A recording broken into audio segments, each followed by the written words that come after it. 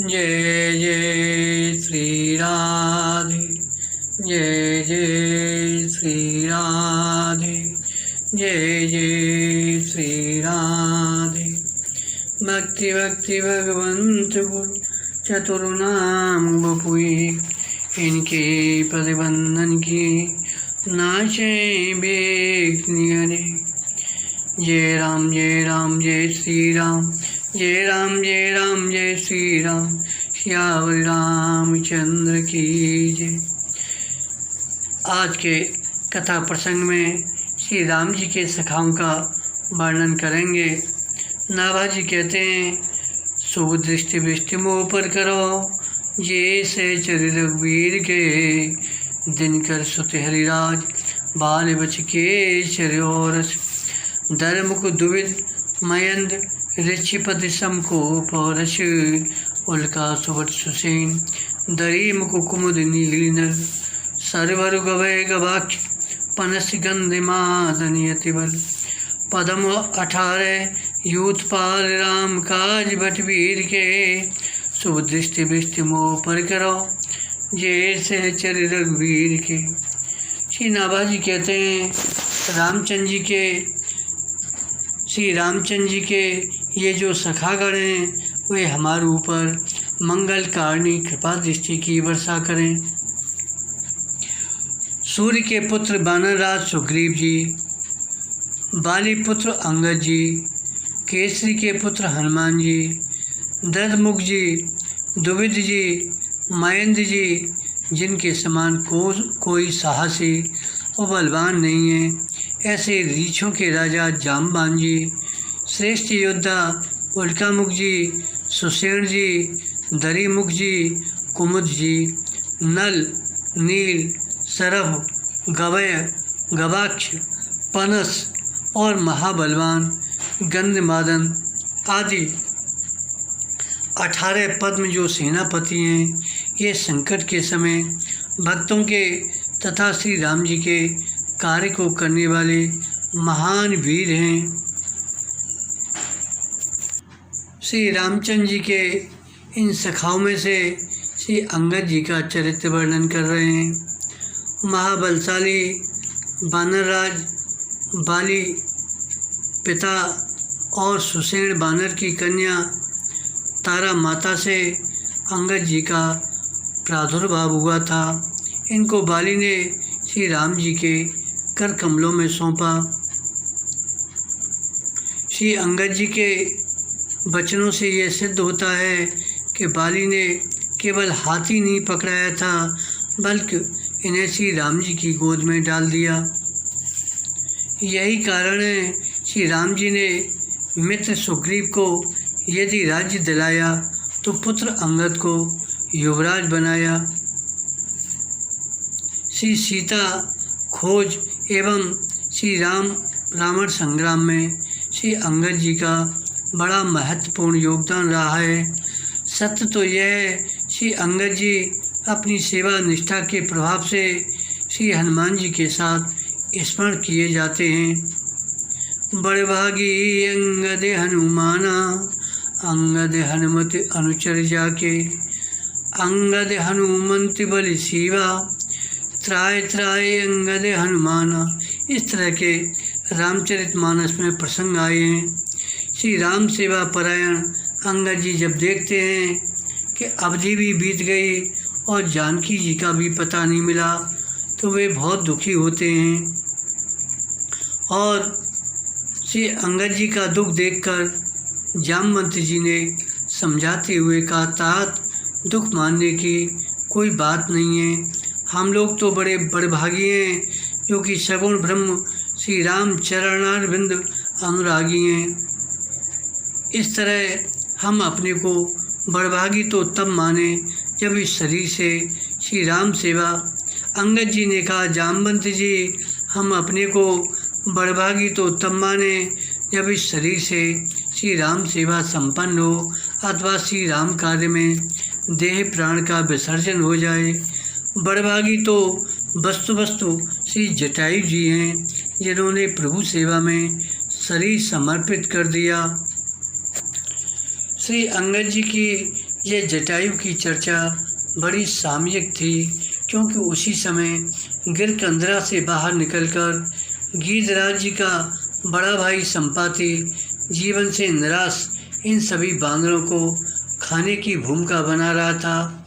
परंतु जब उसने जटायु जी का प्रसंग श्रवण किया तो उसे बांदरों के प्रति बड़ी सहानुभूति हो गई और उसने श्री जानकी जी का पूरा पता एवं प्राप्त करने का उपाय भी बता दिया, जिससे बांदरों के शरीर में पुनः नवजीवन का संचार हो गया।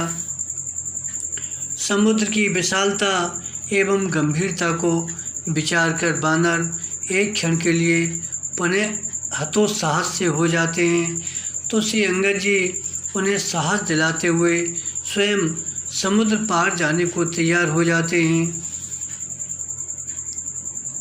श्री हनुमान जी के द्वारा सब कार्य संपन्न हुआ। श्री अंगद जी ने उस समय बड़ा भारी उत्सव मनाया। किष्किंधा आने पर इन्होंने सभी बानरों को मधुवन के फल खाने एवं मधुपान करने की छूट कर दी, जबकि सुग्रीव जी के उस प्राण प्रिय बाग में प्रवेश करने में देवता भी वह खाते थे। श्री राम जी ने असंख्य बांदर भालुओं की सेना लेकर लंका पर चढ़ाई कर दी। सेना का पड़ाव सुबेल गिरी पर पड़ा।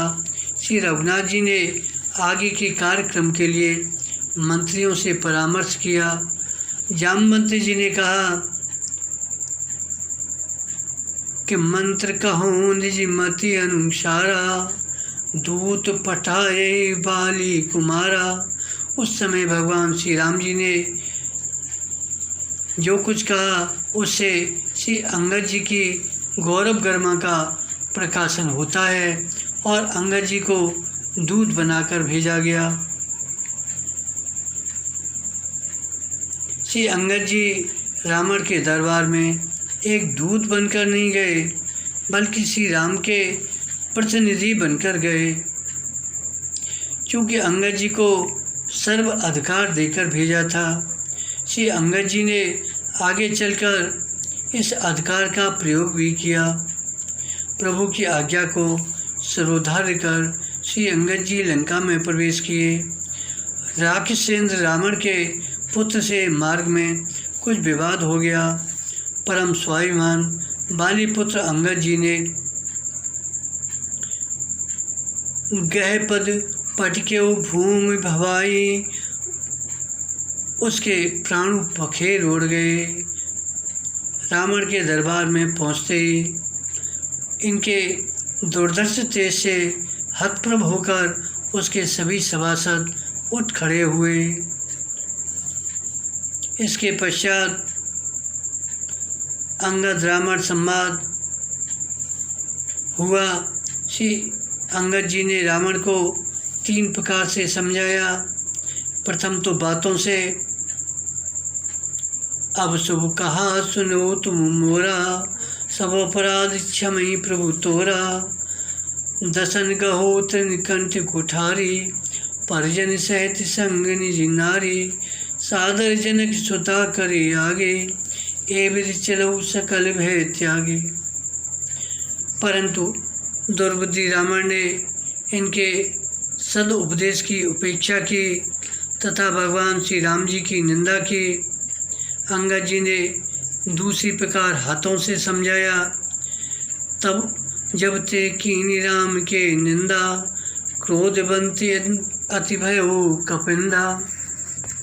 और अंगद जी के प्रबल भुजदंड के आघात से पृथ्वी डोल गई। रावण का सिंहासन डगमगाया, वह लुढ़क कर पृथ्वी पर गिर पड़ा। श्री अंगद जी ने बड़ी शीघ्रता से उसके 4 मुकुट उठाकर श्री राम के पास भेज दिए। रावण जैसे तैसे अपने को संभालकर पुनः सिंहासन पर जा बैठा। परंतु इतने पर भी जब उसे ज्ञान नहीं हुआ, तब अंगद जी ने तीसरा उपाय किया। कहावत है, लात का प्राणी बात से नहीं मानता। अंगद जी ने भी अब इसे लात से ही समझाने का निश्चय किया। समझ राम प्रताप कपि कोपा, सवा माज प्रण कर पद रूपा। और प्रतिज्ञा की अंगद जी ने, क्योंकि प्रभु के द्वारा प्राप्त अधिकार से यह अंगद जी का प्रतिनिधित्व प्रमाणित होता है। कितना अपार विश्वास है श्री प्रभु में अंगद जी का। मेघनाद के समान करोड़ों योद्धा मिलकर भी एक बार, दो बार, तीन बार जोर लगाकर भी अंगद जी का पांव नहीं उठा सके। श्री शिव जी कहते हैं, त्रंते कुलिस्तिन करहीं, तास दूत पन कहूँ कि मिटरहीं। तुलसीदास जी कहते हैं, भूमन छाड़त कपिचरण, देखत रूप मधुभाग, कोट विघ्न ते संत कर, मनिजम नीत नित्याग। श्री अंगद जी ने रावण को ललकारा, तब वह भी इनका पांव उठाने को झुका ही था। इन्होंने व्यंग्य किया, गहत चरण कह बाल कुमारा, मम पद गहे न तोर उबारा, गहचन राम चरण सठ जाई, सुनत फिरा मन अति सकुचाई। इस प्रकार रिपुबल को दर्शित करके बाली कुमार श्री अंगद जी ने हर्ष में भरे हुए आकर श्री राम जी के चरणों में प्रणाम किया। श्री राम जी ने अपने प्रिय भक्त अंगद के बल पराक्रम को प्रकाशित करने के लिए अत्यंत सम्मानपूर्वक अपने समीप बैठाकर कौतूहल पूर्वक पूछा, भैया अंगद, रावण के 4 मुकुट तुम्हें किस प्रकार प्राप्त हुए जिन्हें यहाँ फेंक दिया?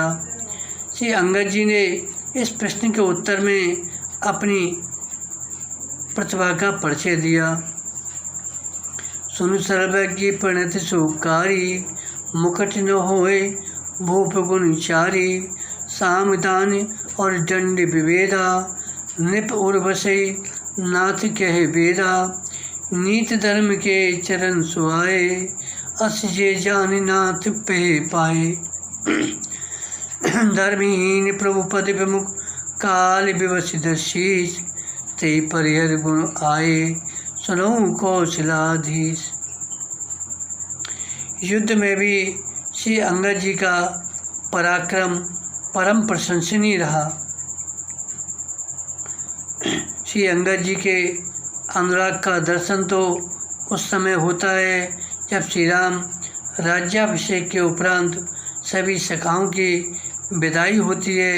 सबको यथोचित वस्त्र आभूषणों से समलंकित कर ससम्मान विदा किया गया, परंतु अंगद बैठ रहा नहीं डोला, देख प्रीत प्रभु ताहि न बोला। जब सब लोग विदा हो गए तब अंगद जी ने श्री राम जी के चरणों में प्रणाम किया और भगवान श्री राम ने अपनी उर की माला, वसन आदि अंगद जी को पहराए। तब भगवान ने अंगद जी को बहुत प्रकार समझा बुझाकर विदा किया।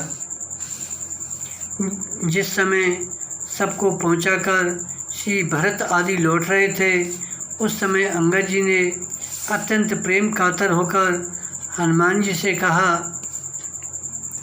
कहो दंडवत प्रभु से तुम्हें कहूँ कर जोर, बार बार रघुनाथ के सुरत कराए हो मोर।